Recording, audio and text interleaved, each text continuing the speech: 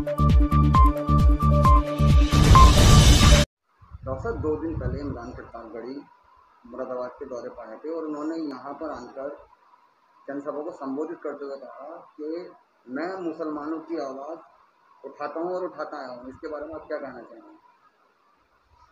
देखिए, शायर तो अच्छे हैं, तुकबंदी वाले शायर हैं, और अभी तक उन्होंने अपनी हार को एक्सेप्ट नहीं करा। जिन लोगों की ज़मानतें ज़ब्त हो गई हों वो बार बार इस बात को कहें। 2.5 साल में 2.5 बार वो मुरादाबाद आए हैं और बड़ी बड़ी लंबी बातें करी हैं उन्होंने। किसकी आवाज़ उठाई? क्या उन्हें पता नहीं है कि पार्लियामेंट में मुसलमानों की आवाज़ मैंने कितनी बार उठाई है? CAA के कानून में मैंने क्या कहा था अमित शाह जी से?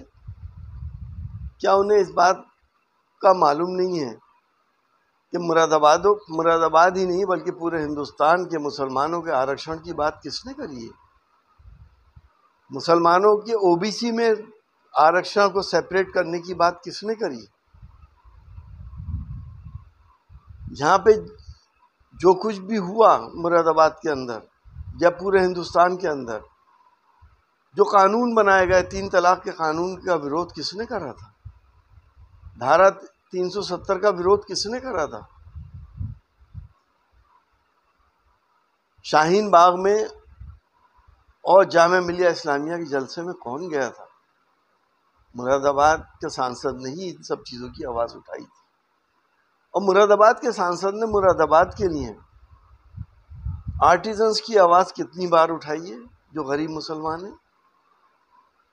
और शुक्र है उस अल्लाह पाक का कि मेरी कोशिशों से मुरादाबाद के अंदर PNG गैस आ गई, जिससे हर शख्स फैज़याब होगा। सिलेंडर लेने की ज़रूरत नहीं, महीने में 400-500 रुपये का बिल जाएगा। GST की आवाज़ किसने उठाई थी? एक्सपोर्टर्स की है। MEIS की आवाज़ किसने उठाई जो उनको मिला? बकाया GST किसने दिलवाया था? गिनाने को तो मेरे पास बहुत कुछ, बहुत टाइम लग जाएगा, मैं गिनाऊंगा। लेकिन मैं उनसे इस बात की दरख्वास्त करता हूँ कि नौटंकियाँ तो बहुत हो गई, आवाज़ अपनी पार्टी में इस बात की उठाएं कि 36% मुसलमान नौकरियों में हुआ करते थे, 2% पे कौन लेके आया? किसकी हुकूमतें थी इतने दिन तक इस देश के ऊपर जो मुरादाबाद जिसने हिंदुस्तान के मुसलमानों को इस जगह पे पहुंचा दिया? मैं कहना चाहूँगा उनसे कि अलीगढ़ मुस्लिम यूनिवर्सिटी का अक़लियती किरदार 1972 में कांग्रेस पार्टी ने ख़त्म कर दिया था।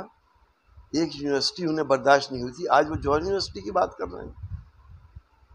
अलीगढ़ मुस्लिम यूनिवर्सिटी के अक़लियती किरदार की आवाज़ उठाएं पार्टी के अंदर, तो उसको बहाल करें। मैं उनसे ये भी कहूँगा, हालांकि मेरी आदत नहीं है कि मैं छोटी छोटी बातों के लोगों को और छछोरी बातों का जवाब दूं, लेकिन आप पूछ रहे हैं तो इसलिए मैं कहना चाह रहा हूं कि मैं ये भी कहूँगा कि इस बात की भी आवाज़ उठाएं कि जब गुजरात में गोधरा कांड के बाद मुसलमानों के साथ जुल्म और ज़्यादतियाँ हुई थी,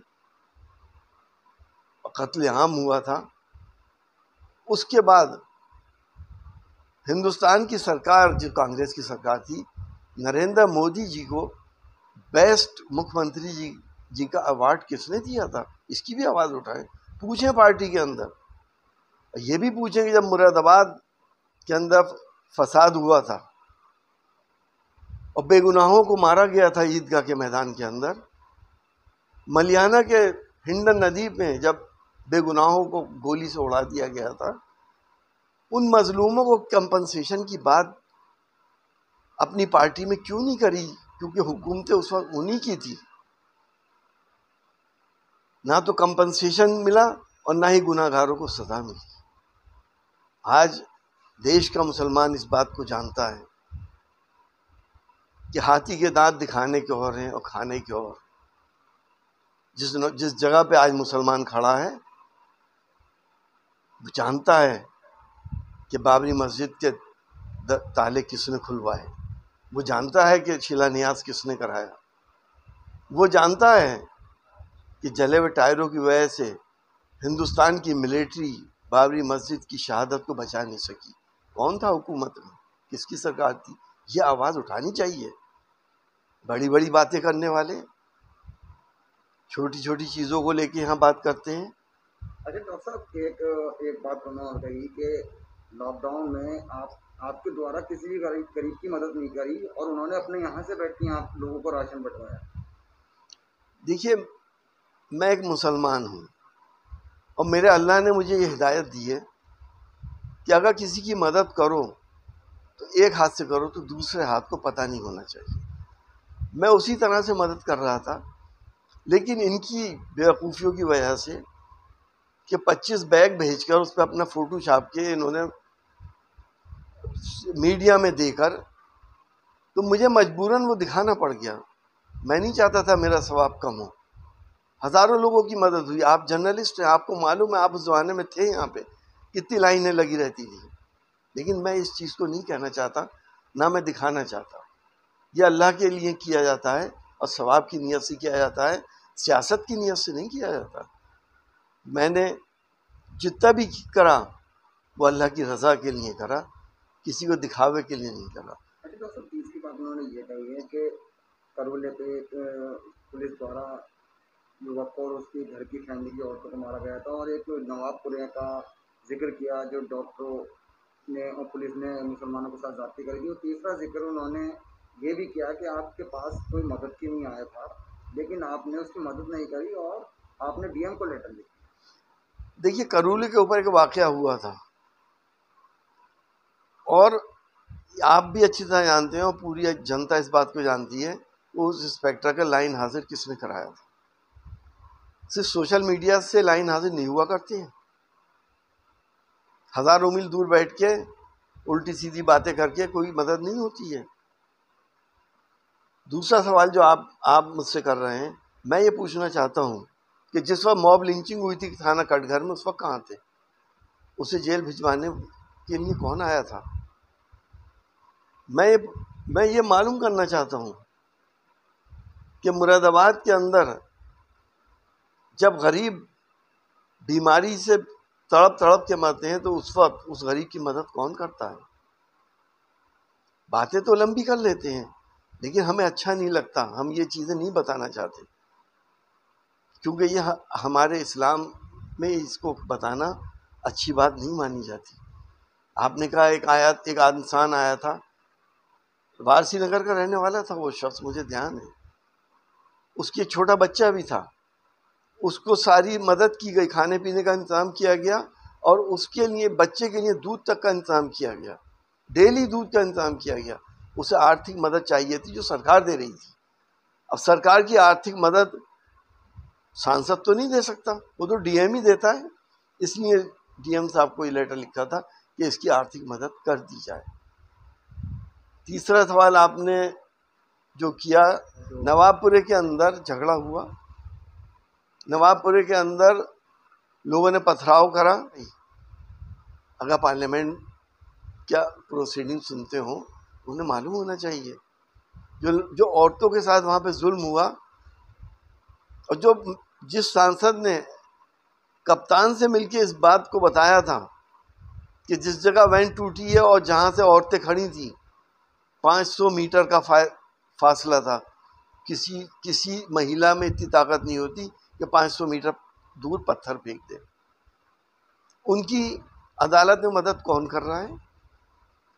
آپ کو تو یہ بھی خبر نہیں ہوگی کہ کتنے چھٹ گئے اور کتوں کی ضمانت ہو گئی. باتیں کرنا بہت آسان ہے، یہ وقت باتیں کرنے کا نہیں ہے، مسلمان کو بانٹنے کا نہیں ہے، یہ وقت ساتھ مل کے مسلمانوں کو اکٹھا رکھنے کا ہے. جس نازک دور سے آج مسلمان گزر رہے ہیں، اگر اس طرح کی باتیں کی جاتی ہیں تو اگر ان کو بانٹنے کی کوشش کی جاتی ہے تو بی جے پی کا فائدہ ہوتا ہے. کہیں نہ کہیں وہ اپنی باتوں سے بی جے پی کو فائدہ پہنچانے کی کوشش کر رہے ہیں. راز کھل جائیں گے، کوئی بڑی بات نہیں ہے. اور میں یہ بھی معلوم کرنا چاہوں گا اور میں ان سے بھی کہنا چاہوں گا کہ وہ ایک اردو فارسی مدرسہ اور ایک یونیورسٹی قائم کر رہے تھے، جس کے لیے انہوں نے چندے بھی اکٹھے کرے اور ویسٹ بنگال سے 5 لاکھ کا چیک بھی لیا. اگر وہ سمجھیں گے تو میں بھی ان کی اس معاملے میں مدد کروں گا. بس مجھے یہ دکھا دیں کہ پرتاپ گڑھ میں وہ کہاں بنا رہے ہیں. میں نجیب کے معاملے کے اندر بھی اگر وہ اس کی خلوص نیت سے مدد کر رہے ہیں، لاکھوں روپے کا چندہ باہر سے اور ہندوستان سے کیا گیا، نجیب کی ماں سے مجھے ملوا دیں، میں بھی اس کی مدد کرنا چاہتا ہوں. ان کے ذریعے سے میں بھی اس کی مدد کر دوں گا. نجیب کی ماں سے کہلوا دیں. لیکن افسوس اس بات کا ہوتا ہے کہ زبان پہ کچھ ہوتا ہے، دماغ میں کچھ ہوتا ہے، باتیں سب بڑی بڑی کرتے ہیں. اس بات کو دیکھیں کہ امت مسلمہ کس دور سے گزر رہی ہے. ہمیں ایک ساتھ مل کے اچھے اور بڑے کام کرنے ہیں. مشاعرے میں شاعری کرنا، لفاظیاں کرنا بہت آسان ہے، لیکن سیاست میں شاعری نہیں ہوتی ہے. سیاست میں ایک حد تک جھوٹ چلتا ہے، اس سے زیادہ نہیں چلتا. شاعری میں تو آپ کچھ بھی کہہ دیے. شاعری اور سیاست میں فرق سمجھیں. کیا سندیش دینا چاہیں گے مراد کی عوام؟ میرا تو مراد آباد کی عوام کو یہی سندیش ہے کہ میرے کردار، میرے حالات سب کو معلوم ہے. 35 سال سے میں یہاں پریکٹس کرتا ہوں.